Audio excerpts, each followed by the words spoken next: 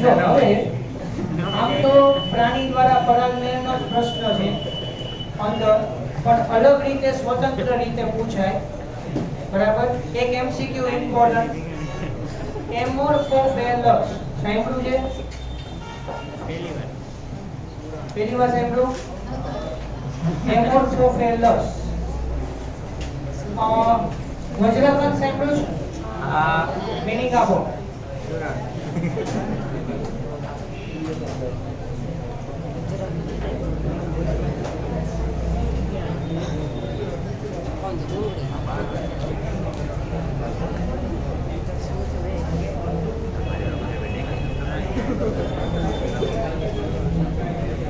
યાદ છે?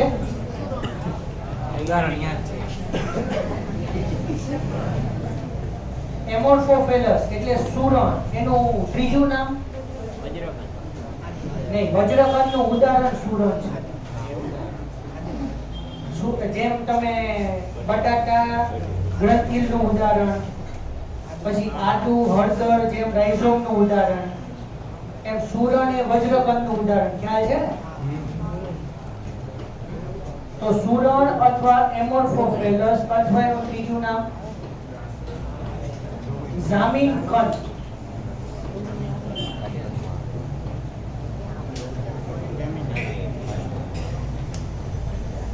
બરાબર? એનો પર્ણ વિન્યાસ સૌથી ઊંચો હોય.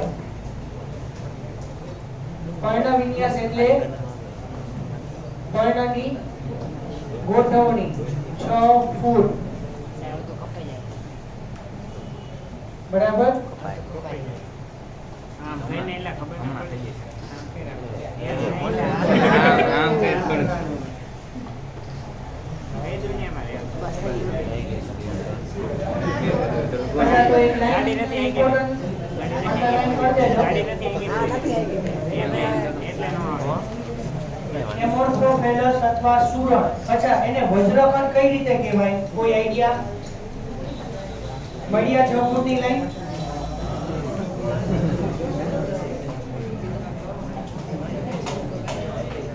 અચ્છા, એમાં પુષ્પ વિન્યાસ સૌથી ઊંચો, અને આજે નેટ ઉપર જોજો આટલું મારી હાઈટ જેટલું પુષ્પ હોય છે, બરાબર? એટલું મોટું પુષ્પ. અને સુરણ હકીકતમાં પ્રકાંડનું રૂપાંતરણ છે. તેમાં શું થાય? થાય છે સુરણમાં ખોરાકનો સંગ્રહ કરીને માંસલ કઈ રીતે બને? તો તમે આ ફર્સ્ટ ચેપ્ટર ની અંદર કંદમાં કયા ઉદાહરણ આપ્યા? ડુંગળી અને એક જ ડુંગળીને કીધું તું આવરિત કંદ અને લસણ સંયુક્ત આવરિત કંદ કહેવાય. કીધું તું વજ્રકંદ જે છે, વજ્રકંદ એટલે કોર્મ. જો આ જે સુરણ છે ને, 2 મિનિટ થોડી સાઈડમાં વાત કરી દઈએ. આ સુરણ અથવા જમીનકંદ જે પ્રકારનું એક ઉદાહરણ છે, બરોબર? તે વજ્રકંદ એને કહેવાય. વજ્રકંદનું ઉદાહરણ એને કોર્મ કહેવાય. CORM, કોર્મ. અને એના પ્રકાંડ ની અંદર ખોરાકનો સંગ્રહ થાય. તો જો આદુ, હળદર, આંબા હળદર, કેળ, બરાબર? પછી બટેટા, બટાટાની આંખ એ કક્ષકલિકાનું રૂપાંતરણ, અને વજ્રકંદ એમાં સુરણ. વજ્રકંદમાં સુરણના ઉદાહરણમાં પ્રકાંડ ભૂમિગત જે હોય, ભૂમિગત પ્રકાંડની આંતરગાંઠ. જોજો આપણે જનરલી અત્યારે શું સમજીએ છીએ કે જમીનની નીચેનો ભાગ એટલે મૂળ, પણ ક્યારેક ભૂમિગત પ્રકાંડ પણ હોય, એટલે પ્રકાંડ જમીનની અંદર હોય અને હવાઈ મૂળ પણ હોય. ત્યારે થોડો મૂળનો ભાગ પણ જમીનની બહારના ભાગે હોય. તો સુરણની અંદર ભૂમિગત પ્રકાંડનો થોડો ભાગ ખોરાકનો સંગ્રહ વક્ર કરી માંસલ બને અને એનું પ્રકાંડ આવડું મોટું તમને માર્કેટમાં જોયું હોય તો સુરતના આમ પ્રકારના લાકડાના કટકા જેવું એનું લાગે. બરાબર? વેજીટેબલ છે, શાકભાજી છે અને મોટા પ્રકારના ઘણા બધા નાના નાના ટુકડા કરીને તે ત્યાં મૂક્યું હોય, જોયું હોય તો. બરોબર? તો એનો પુષ્પ વિન્યાસ 6 ફૂટ છે અને સાથે સાથે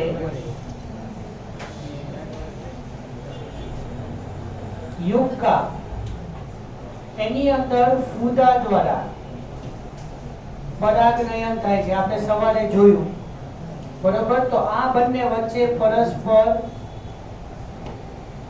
સહજીવન છે.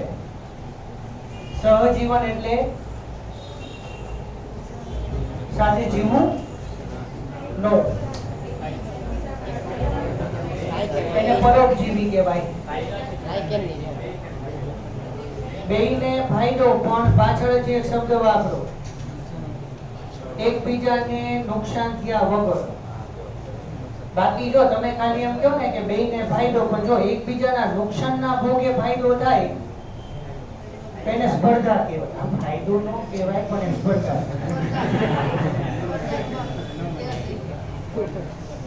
એને સ્પર્ધા કહેવાય. બેને નુકસાન તો થાય જ. એ વાત પાછી પાછળની હકીકત છે કે ફાયદા કરતા નુકસાન હંમેશા વધારે હોય એમાં સ્પર્ધામાં. એ પછી જોશું. તો યુક્કા અને ફૂદાની વચ્ચે કઈ રીતે સહજીવન બંને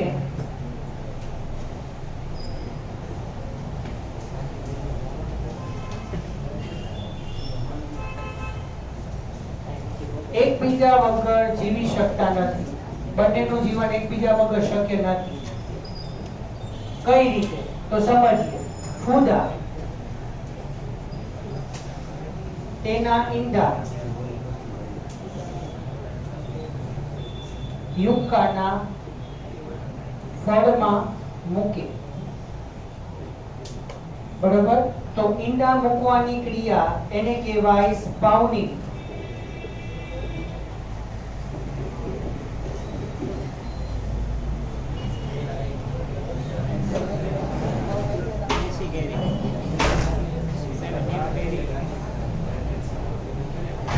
એટલે ફૂદા એના ઈંડા ફળમાં મૂકે, પછી ફળમાંથી એ પોતે પોષણ મેળવે.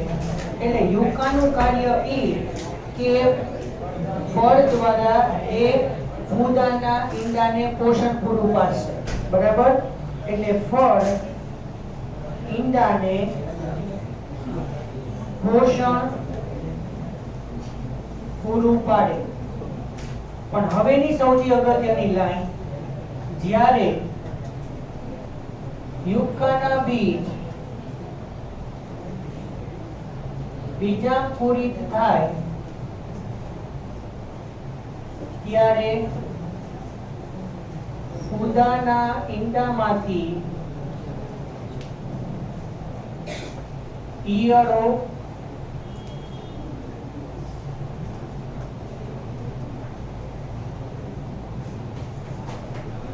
નીકળે.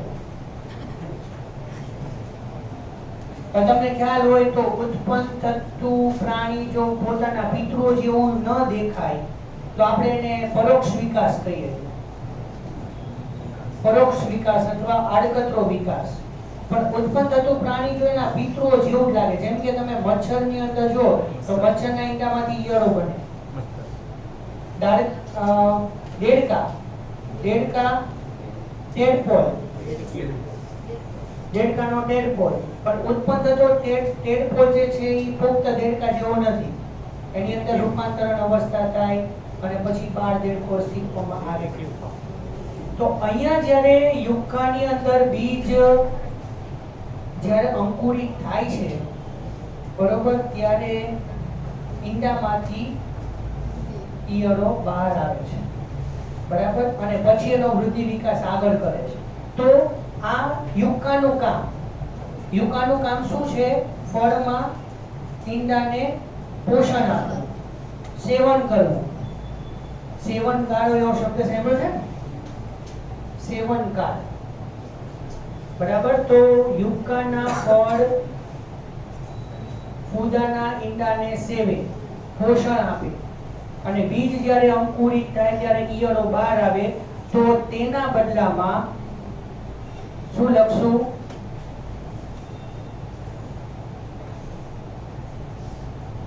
ફૂદા પરાગનયન કરે.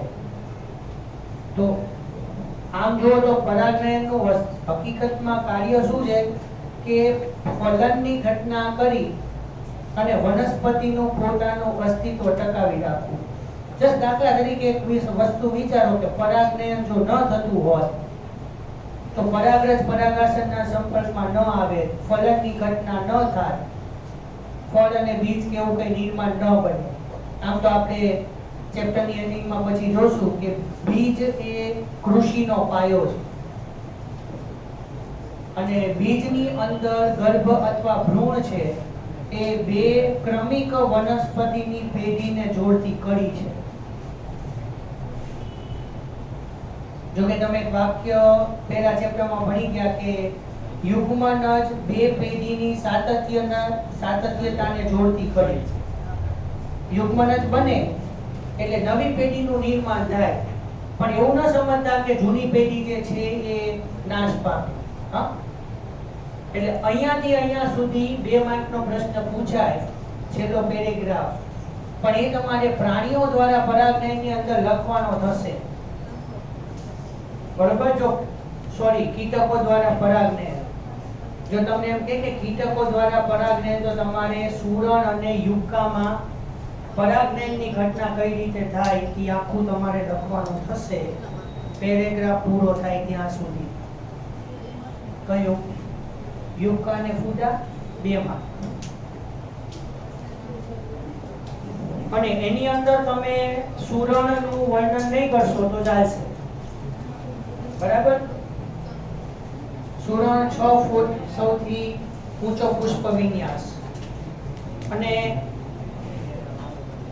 સૌથી મોટામાં મોટું પુષ્પ કયું છે?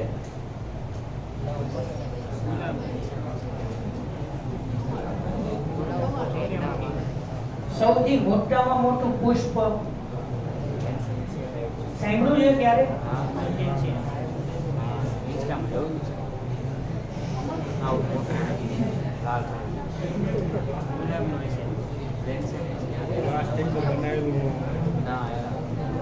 થોડું નામ આવે છે.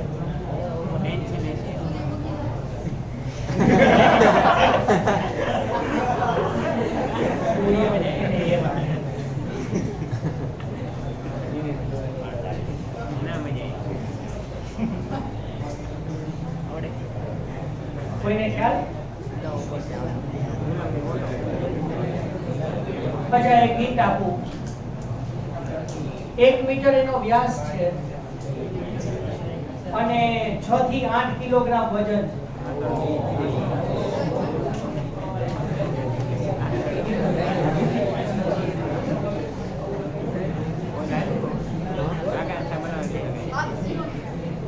થી 8 કિલો વજન અને સડેલા માંસ જેવી અંદરથી ગંધ આવે.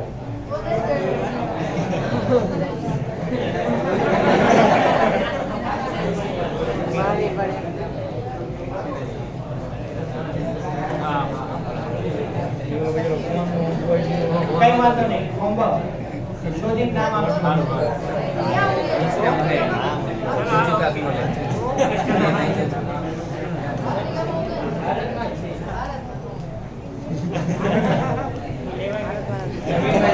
સૌથી મોટામાં મોટું પુષ્પ 1 મીટર વ્યાસ અને 6 થી 8 કિલો વજન. 1 મીટર એટલે લગભગ 3 ફૂટ જેવું થાય, આવડું મોટું પુષ્પ. અને જ્યાંને કીધું એમ રેડ કલરનું અને જમીન ઉપર જ હોય. સાચું છે, સાચું છે. નામ આવે આમ રેડ કલરનું પાંદડું, પછી એની અંદરથી ને પાછું અને વચ્ચે નામ જ પૂછ્યું.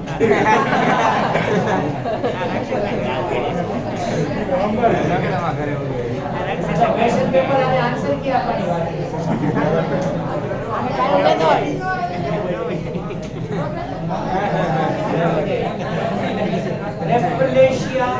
આર્નોલ્ડી.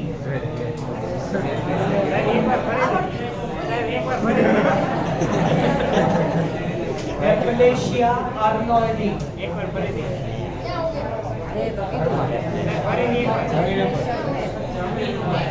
એમેઝોન જંગલોમાં છે. હા, એમ સાદી જમીન ઉપર કેવું નથી.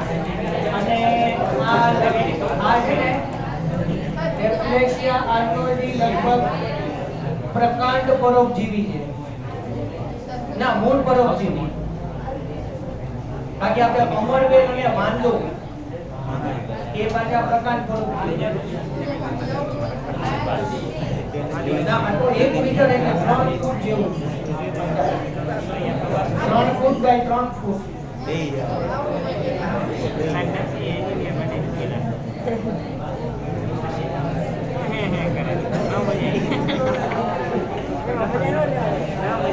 ચલો હવે ઓલું વાંચી લઈએ. ધ્યાન રાખો 2 મિનિટ. ટેક્સ્ટબુકમાં સોરી, હા, વાંદો વનસ્પતિ. વાંદો બંધો નહીં. વાંદો અને અમરવેલ બે પ્રકાંડ પરોપજીવીઓ છે. અમરવેલ સંપૂર્ણ પરોપજીવી છે, વાંદો અપૂર્ણ પરોપજીવી છે. વાંદો જે રહ્યો ને એ પોતાનો ખોરાક જાતે બનાવે.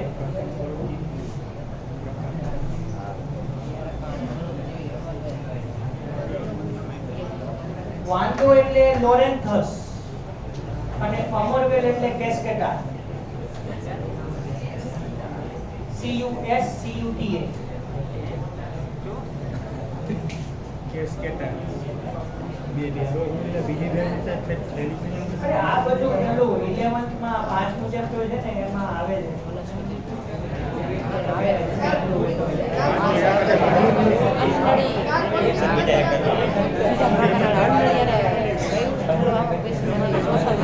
પણ મારે કેવું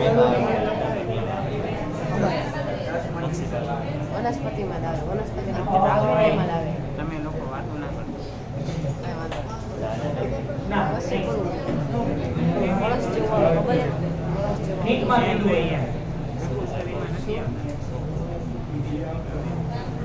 વાંદો. વાંદો જે છે એમાં હરિતકણ છે. હરિતકણ છે એટલે પોતાનો ખોરાક જાતે બનાવે, પણ બીજા બધા ઘટકો માટે બીજી વનસ્પતિ ઉપર આધાર રાખે. અને અમરવેલ પીળા રંગની વનસ્પતિ છે, પણ એ સંપૂર્ણ પરોપજીવી. મનીવેલ જેવી જ લાગે. અમરવેલ છે ને આકાશવેલય કહેવાય. અમરવેલ જે છે ને આકાશવેલય કહેવાય. અને ઈ જે વનસ્પતિ ઉપર જીવે એને પાડી નાખે, મારી નાખે, અને વેલા પ્રકારની છે એટલે પછી બીજી વનસ્પતિ ઉપર પાછું પરોપજીવન ગુજારે.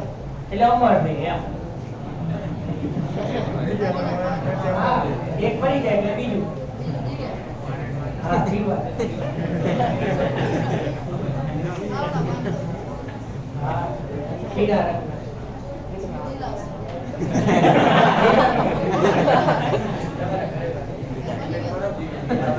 મનીવેલ તો કાબર ચીકણી આવે, એ એટલી વેરાયટી.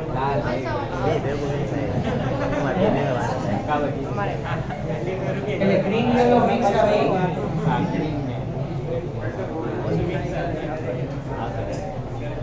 આવડા મોટા તો મનીવેલના પાન જોયા.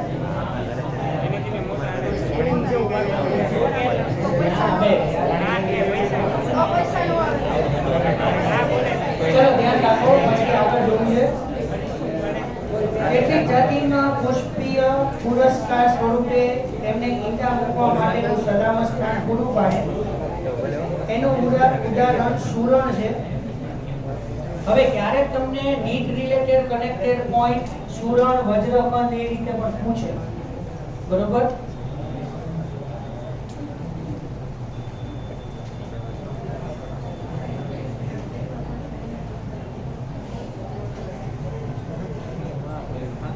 બરાબર. જામીન કંદ, જમીન કંદ જે તમે ઉચ્ચારણ કરો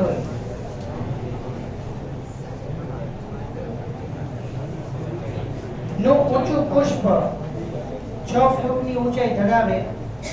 આવો જ આંતરસંબંધ અચ્છા, અહીંયા ખાલી સુરણની અંદર પુષ્પ વિન્યાસ ઊંચામાં ઊંચો 6 ફૂટ અને હજી એ વનસ્પતિ જે પુષ્પ કલિકા દ્વારા વાનસ્પતિક પ્રજનન કરે, કઈ? રામબાણ અને પક્ષકલિકા. પક્ષકલિકા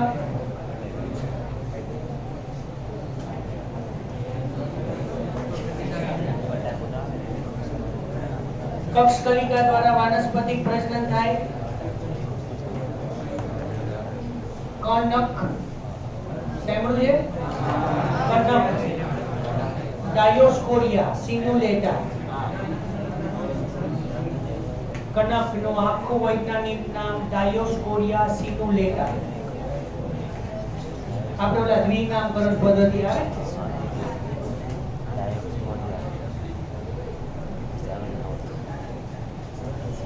સિન્યુલેટા. સિનુ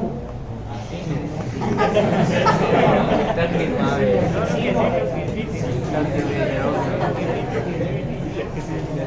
આવો જ આંતરસંવાદ ફૂદાની જાતિ અને યુક્કા વનસ્પતિ વચ્ચે જોવા મળે. બંને જાતિ ફૂદા અને યુક્કા વનસ્પતિ એકબીજા વગર જીવન ચક્ર પૂરું કરી શકતા નથી. ફૂદા પોતાના ઈંડા બીજાશયના પોલાણમાં મૂકે અને પુષ્પ એના બદલામાં ફૂદા દ્વારા પરાગિત થાય. જ્યારે બીજનો વિકાસ શરૂ થાય ત્યારે જ ફૂદાની ઈયળ અથવા ડિંભ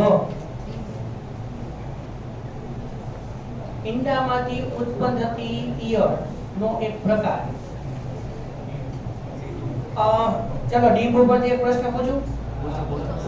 નહીં આવે.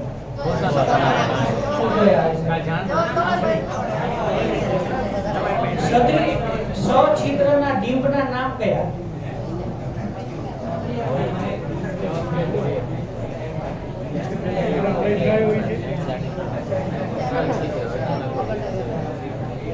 પછી એવી રીતે ઓલા સામી મેરુદંડીમાં એક ડિંભ આવે. કોમન પૂછાય.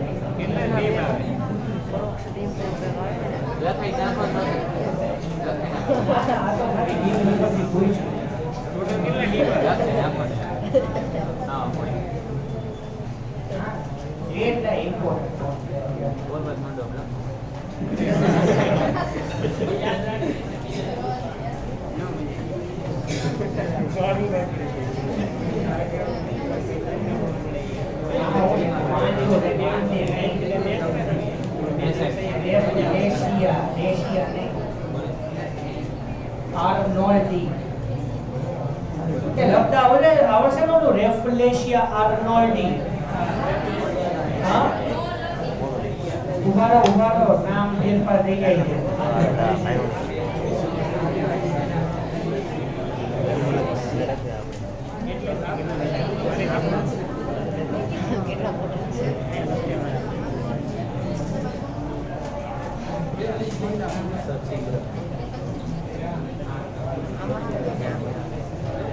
હવેના પેરેગ્રાફમાંથી કોઈ ક્વેશ્ચન નથી. એક લાઈન ખાલી. પરાગ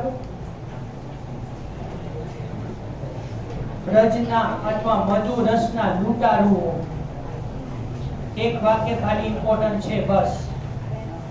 હવે અહીંયા એક એક્ટિવિટી બતાવી છે, એટલે એક આખો એક્સપેરિમેન્ટ પ્રયોગ કે અલગ અલગ વનસ્પતિઓ એના સંપર્કમાં કયા કયા કીટકો આવે છે, કેટલા સમય માટે આવે છે અને એ કીટકોને વનસ્પતિની સાથે કોઈ સંબંધ છે કે નહીં. બરાબર. અને હકીકતમાં કીટકો વનસ્પતિના સંપર્કમાં આવે છે એ પરાગનયન માટે આવે છે કે પરાગરજને ખાવા માટે આવે છે? કારણ કે આપણે સવારે જોયું એમ કીટક દ્વારા પરાગનયનમાં વનસ્પતિ પુરસ્કાર આપે છે. બે પુરસ્કાર. કયા? એક ખાદ્ય પરાગ અને એક મધુ રસ અથવા પુષ્પનો રસ, જેને કહેવાય નેક્ટર. એટલે એક એક્ટિવિટી તમને આપી છે, પણ એની અંદર આગળ એવું છે, એનો પ્રશ્ન કે પૂછાતો નથી, બરાબર? ઘણા કીટકો એવા છે કે પુષ્પની મુલાકાત લે, મધુરસ પણ લે, પરાગરજ પરાગનયન માટે ન લે. એટલે ઘણી વખત એ પરાગરજને ખાઈ જાય, પણ પરાગરજને જે પરાગનયન કરાવવાનું હોય એ ન કરે. કાં તો ઘણી વખત મધુરસને ખાઈ લે, પરાગરજને વહન કરાવવાનું હોય એ ન કરે, તો એને મધુરસ અથવા પરાગરજના લૂંટારુઓ કહેવામાં આવે, રોબર્સ. બરાબર? લૂંટારુઓ એટલે રોબર્સ.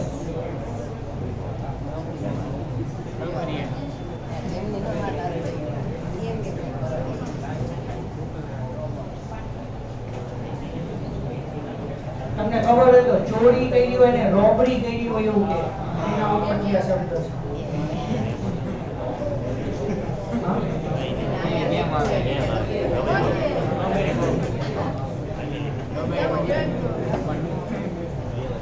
જો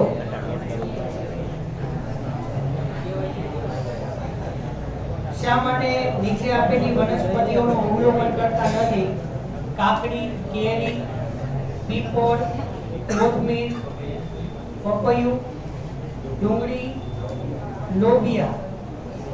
લોબિયા એક ઘાસ વનસ્પતિ. લોબિયા યાદ રાખજો, એમાં ભૂલ ન થાય. લોબિયાનો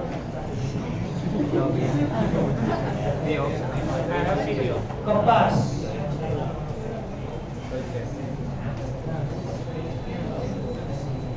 તમાકુ. વૈજ્ઞાનિક નામ?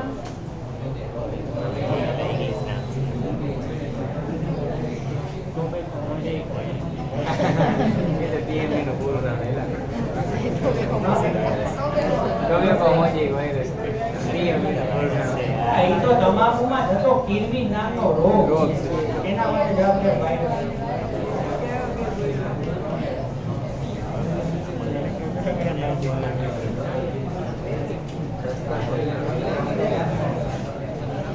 તમાકુનો વૈજ્ઞાનિક નામ ખ્યાલ છે? સાંભળ્યું કોઈ દી? એકવાર બોલો છે. એક વખત કહીશ કાલે.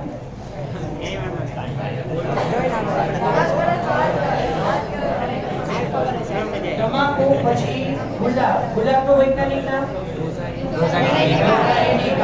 લીંબુ. લીંબુ.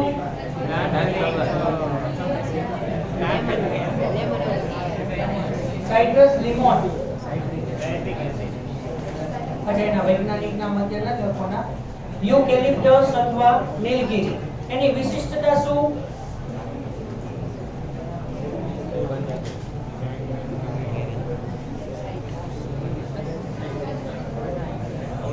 સાઇટ્રસ, લીમોન.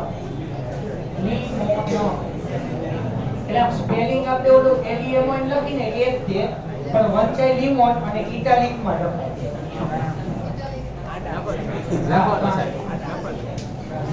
યુકેલિપ્ટસ, નીલગિરી. એના માટે શું મુદ્દો યાદ રાખવાનો? સૌથી ઊંચામાં ઊંચી આવૃત બીજધારી, 90 થી 100 મીટર લંબાઈ.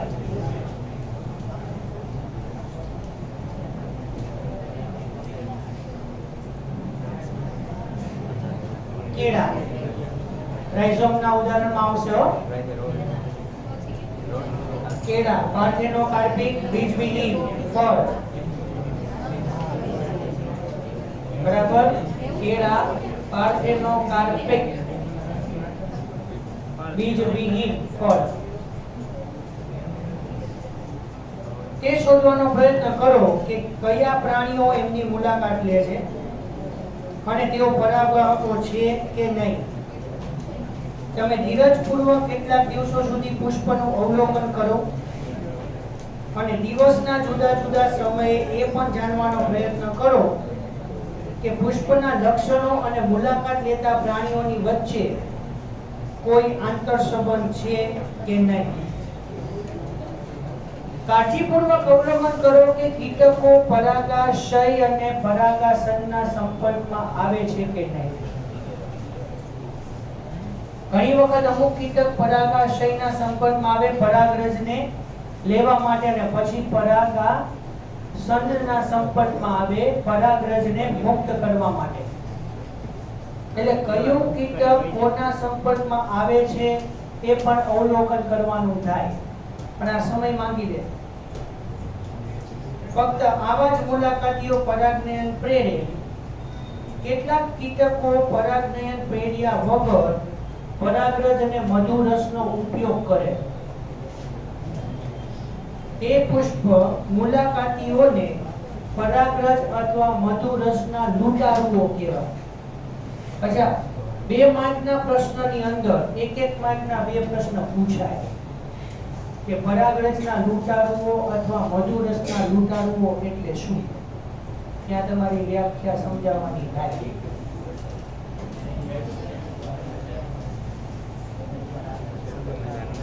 તમે કદાચ પરાગવાહકોને ઓળખી પણ શકશો અથવા ન પણ ઓળખી શકો, પણ એ ચોક્કસ છે કે તમે તમારા પ્રયત્નોને માણશો.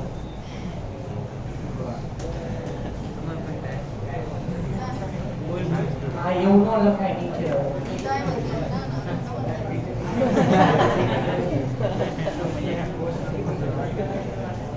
ચલો, હજી થોડી વાર છે.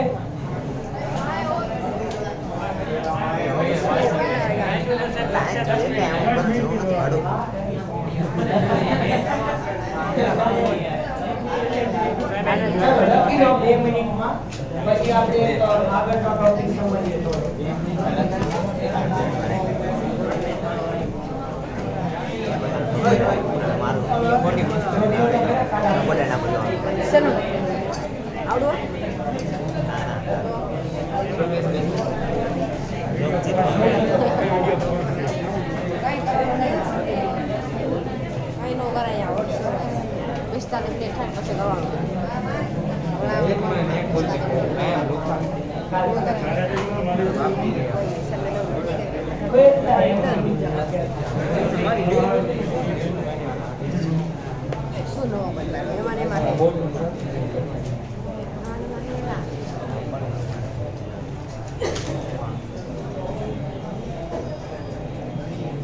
આ તો યાયું એટલે પૂછું.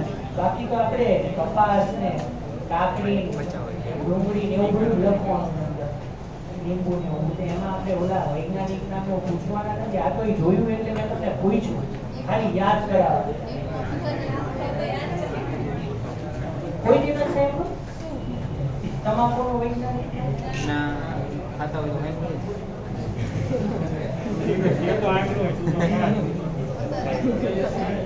કેવી રીતે ખાઈ થઈ જશે એક્ટિંગ સચિત્રના ટીમ સાંભળે છે એ નહીં સપનામાં સાંભળ્યું છે સામી મેરુદંડીના ટીમ એકવાર બોલો એટલે હા એકવાર બોલવું એટલે યાદ આવી જાય ને રાખશી મારું નામ બોલ બોલ કરે ઘરે આવે જોઈને ગમે છે વેરે બોલતી દો ના મજા આવી તમને મજા આવશે તમને ભલે હા એમાં ફરક તું જાય છે એનો સૌથી ઊંચામાં ઊંચું પુષ્પ ઇન્ડિરેક્ટલી બીજા કોઈ કહેતો નથી અને સૌથી ઊંચામાં ઊંચો પર્ણ વિન્યાસ શેમાં?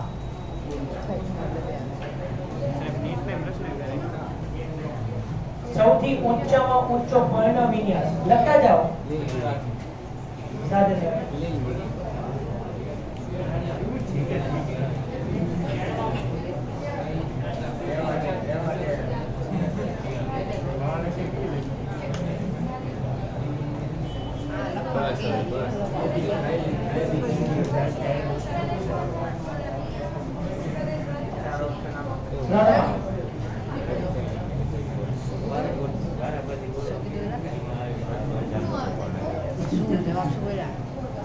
શુષ્કોદ્ભિદ કહેવાય આપણે.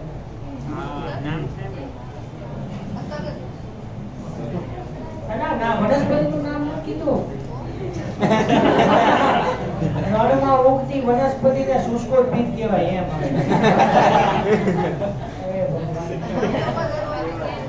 નામ મેલા દેખું નથી.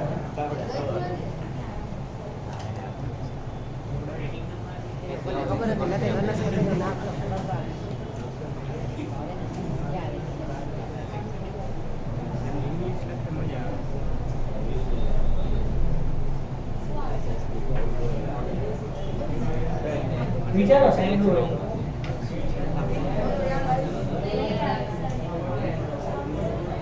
બારમા ધોરણના પહેલા ચેપ્ટરનું એનું ઉદાહરણ છે.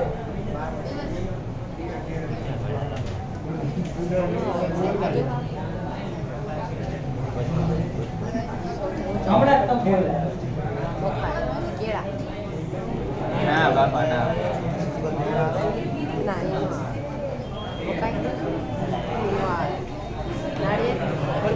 ના, નીલગિરી નહીં. નીલગિરીના પાંદડા તો આવતા હોય. હા, રામબાણ.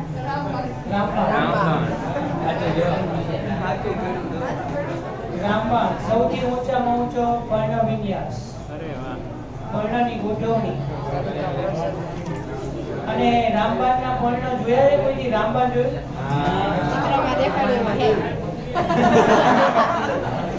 બોલવામાં જ વાંધો. રામબાણ જોયું તો કેવી વેચવું પડે. પછી ખબર પડે કે મેડિકલ સ્ટોર નહીં. રામબાણ છે ને એના એ અવાજ બધા થયો. રામબાણ જે છે ને એ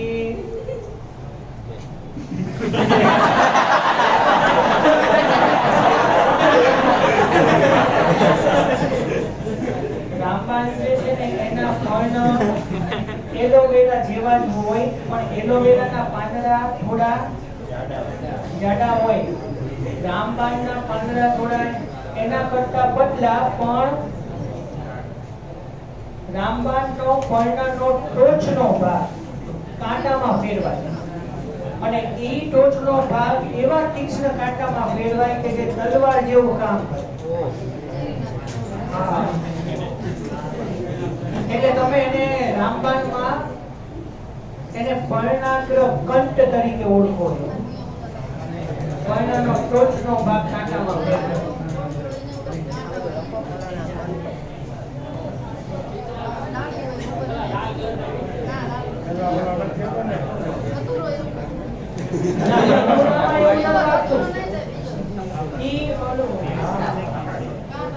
મોરમાં આવે એના ગળકામાં કાંટા અને આવું મોડે નાનો આવે એની ઉપર તીક્ષ્ણ કાંટા.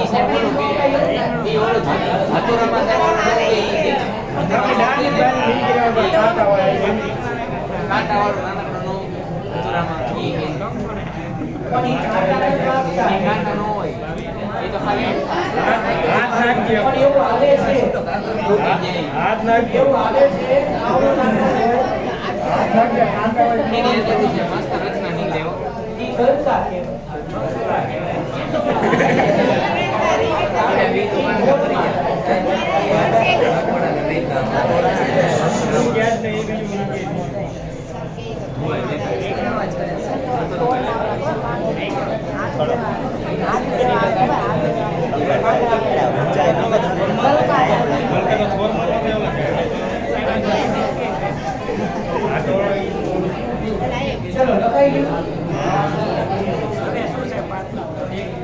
ચાલો હવે બસ શાંતિ રાખો.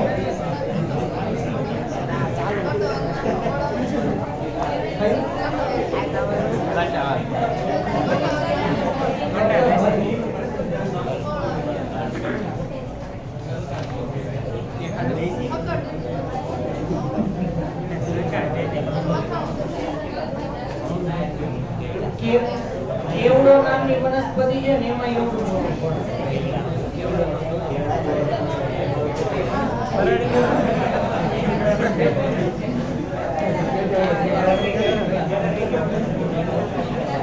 ચલો નેક્સ્ટ ક્વેશ્ચન. બાહ્ય સંવર્ધન પ્રયુક્તિઓ 3 માર્ક્સનો પ્રશ્ન સૌથી અગત્યનો.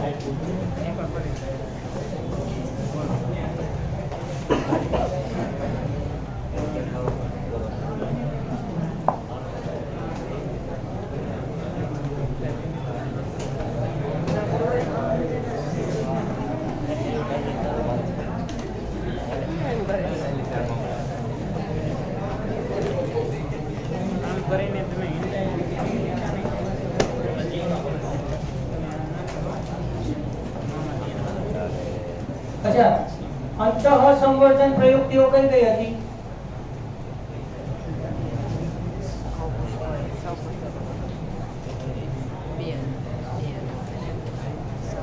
અંતઃ સંવર્ધન પ્રયુક્તિઓ કઈ કઈ હતી?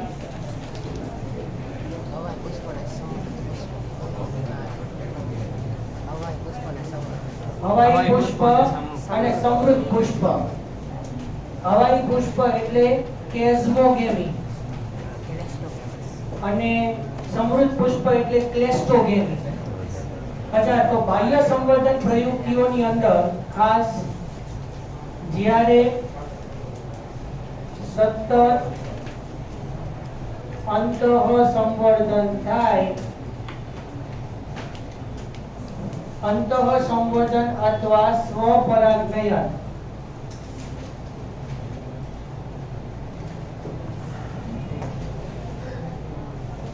ત્યારે સૌથી અગત્યની વાત હાનિકારક પ્રચ્છન્ન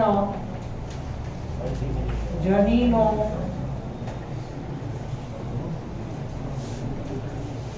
મળવાની શક્યતા વધારે રહે છે.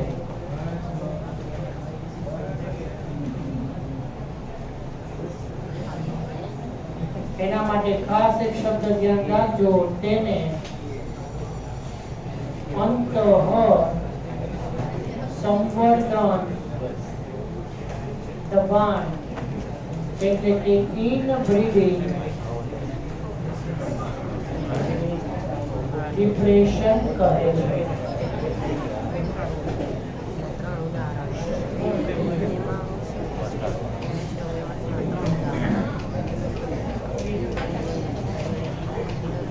ચલો અહીંયા સ્ટોપ કરીએ, બાકીનું નેક્સ્ટ લેક્ચરમાં જોશું.